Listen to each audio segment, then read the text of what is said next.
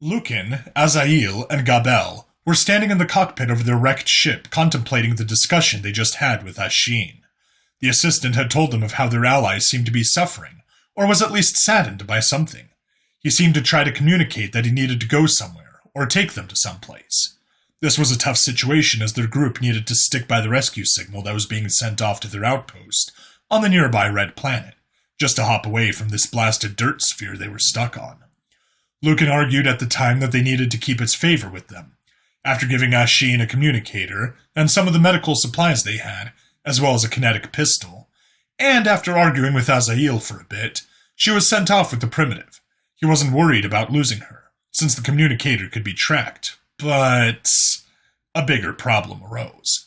The rescue signal got answered by the Red Spot frontier base, but it wasn't just any communications worker from there, but instead Ogden Silver, the frontier leader for this sector.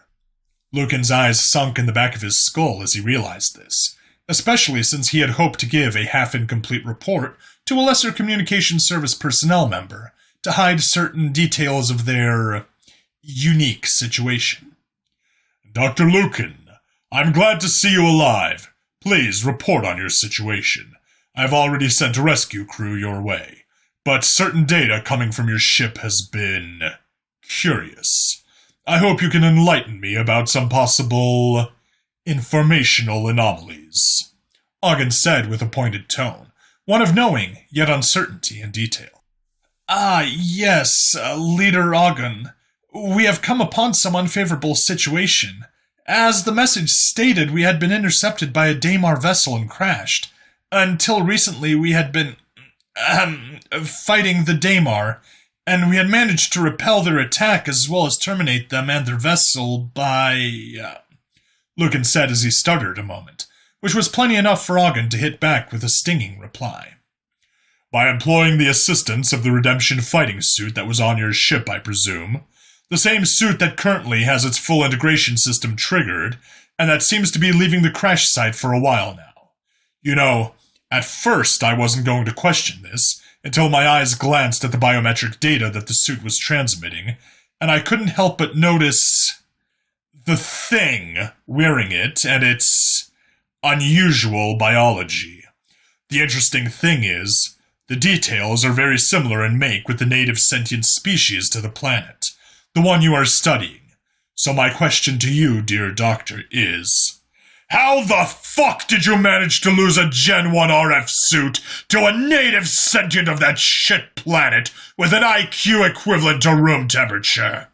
Ogden yelled, as several dark blue veins became pronounced upon his expression, accompanying a less than angelic scowling expression. Lucan had to cover his ears a moment, as nervousness crept up his spine. But then flashes of the live feed he had seen not long ago came back to his mind. A big shit-eating grin crept on his expression, as his golden eyes shined due to the memory bringing him a huge amount of twisted scientific joy. Well, Frontier Leader Ogden, our situation was extremely unique. You see, and upon some decisions made while under stress of imminent termination, our best course of action was decided at the time to be this one. We had been given aid by a local who helped counter the Daimar attack, but it had been severely wounded, so since we saw a unique fighting aptitude in it, we chose to save its life and our own by giving it the suit, Lucan said with confidence, letting lies seep into his hole-ridden half-truth of an answer. You decided this to be the best course of action, to fully integrate an untrained, barely sentient dolt with a piece of equipment pricier than some lower-grade ships? It might be outdated, but it is still a high-caliber piece of equipment that you, with no official authority, gave away, the frontier leader said as his eyes pulsed with a golden fury. Sir, I believe it suits it well. I at least have been thoroughly humbled by the native pilot's expertise with the suit, and its usage of the Gen 1's true potential. I certainly do not think you or anyone else under your command could use it even half as effectively as it did. So, I wonder if this untrained pilot with, how do you say, a room temperature IQ managed to use the suit as well as it did. What does that say about your sector's prowess and ability? Lucan said, as Ogden's eyes seemed to burn holes through the scientist.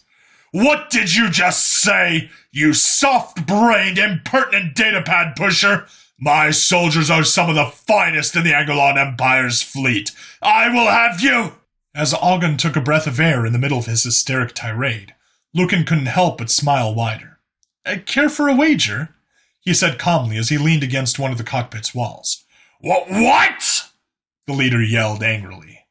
We all know in a duel between the Gen 1 and Gen 2 suits, if the users are equally skilled, the Gen 2 will win. At least from the latest research we have. I wager 2 of your soldiers can eliminate this native and retrieve the Gen 1 suit from it. If you accept and win, I will quit my post and exile myself from our empire. No trial needed, no loss for you, but to simply acknowledge your loss if your operatives are unsuccessful. What do you say, Ogden? Or are you perhaps scared of being shown as wrong and an utter incompetent fool?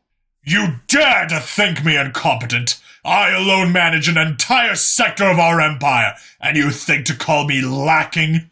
I will have 2 of my men run your dirt primate into the ground and retrieve that suit at the same time, while the rest retrieve you and your crew. I cannot wait to see your resignation paper, and you in a shuttle being shot off, Emperor knows where. Deal! Ogden said as his face pressed up close to the camera, making his face occupy the whole of the screen. Then I believe this transmission is over. Oh, nearly forgot. Make sure to review the suit's video feed. You might want to see the incompetent native's ability using the suit. Or maybe not. Up to you. Anyways, can't wait to see the rescue team. Goodbye, Lucan said with a hand wave as he closed the transmission. Azael, who was resting at the back of the room on the floor, sighed. You think it can genuinely take on 2 Gen 2 suits in a fight with trained soldiers? The odds are good in my favor, honestly, Lucan replied most casually as he opened the suit's biometric data display and began looking over it. For a scientist, you seem to be quite bad at mathematics. That suicidal dirt primitive will go headbutt their rail rifle shots with aggression and have its head blown apart, Azael said with a snort as she glanced over to him. That is exactly what I'm counting on, Lucan said rather chipper. What? How's that a good thing? Gabel said, tired from the corner of the room where he rested. The Gen 2 suits are made to effectively fight while keeping as safe as possible and still performing in combat effectively. We have evolved to be careful fighters, keeping to strict parameters and strategies, minimizing any chance for death. But that is exactly what will kill them. The Gen 1 was made by us when we were still conquerors that didn't fear death. Based on what I saw, that is my theory. Question is, what exactly triggered this change in our history? Tangent discussion aside, imagine giving a highly effective weapon in aggressive combat to someone, too dumb or too uncaring to acknowledge or be bothered by death. It is the perfect pilot to use it to its full potential, and I can't wait to document it all. Lucan said, cackling with excitement. While the doctor enjoyed his pause to ponder the possible future, he quickly calmed down and returned to a slightly more professional demeanor. Lucan took out the one communicator they had left and began connecting to Asheen's frequency. Asheen, report your status, over. Dr. Lucan? Things seem to be going well, I think. Our friend has fully retracted the suit and has led me to a beast of burden it's using for transport. Please note, but I think they seem to be able to bond with the animals they domesticate. As unable as we are to communicate, I managed to understand that it gave this quadruped creature a name, Stavelian. We passed by some other natives riding the same type of creature, and when I asked, pointing at their beasts, if they are Stavelians as well, it shook its head and called the designation only to the one we are riding. Over, Asheen said with a sort of giddy, curious excitement. Oh, that is interesting. I will add it to our notes. Speaking of other natives, how are you managed to keep hidden from the others? We can't exactly have a lot of them see you, Lucan inquired as he realized this detail that wasn't worked out before his assistant's departure. Don't worry. Will.am provided me with a piece of clothing made of biomaterial that covers my whole form. It was really self-aware of my situation, surprisingly. Or, well, if it thinks I am a religious icon, it might not want any extreme attention to slow us. We are riding this beast in a bit of a hurry. Over, Ashin said with a nervous laugh. William? What? Lucan said with a bit of a perplexed expression. Its name, sir. Its name is William. It really tried to make that clear. Over, the assistant replied promptly. Oh, huh.